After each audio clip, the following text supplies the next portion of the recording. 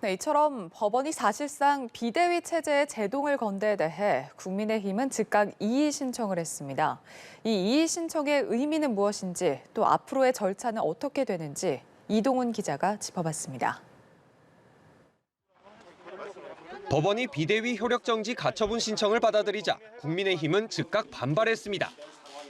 당 차원에서 가처분 인용에 대한 이의 신청을 했습니다. 신문기일은 다음 달 14일로 정해졌습니다. 헌법상 정당 자치의 헌법 원칙을 훼손한 결정으로 도저히 납득할 수가 없습니다. 즉시 이의 신청을 했고 그 이후에 필요한 법적 조치를 취할 예정입니다. 이후 법적 조치를 언급한 것은 같은 결론이 나올 것에 대한 항고 가능성을 염두에 뒀다는 분석입니다. 절차상 가처분 이의 신청을 하면 이에 대한 판단도 가처분 신청을 결론 내린 같은 재판부가 맡아 재검토를 하게 됩니다. 때문에 특별한 사정 변경이 없다면 받아들여질 가능성이 희박한데 이번 인용 판단과 같은 결정이 나오면 고등법원에 항고를 할 수 있게 됩니다.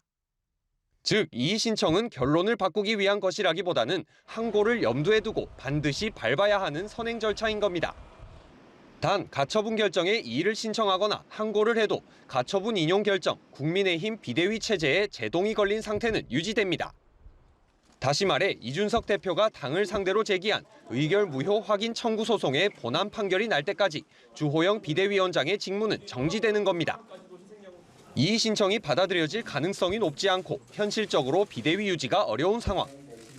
서울고법의 항고에서 2심 다툼이 예상되는데 항고에 대한 판단이 나오기까지는 통상 시간이 오래 걸리는 만큼 국민의힘의 법적 공방 내지는 사법 리스크가 장기화할 수 있다는 시각이 많습니다. 연합뉴스 TV 이동훈입니다.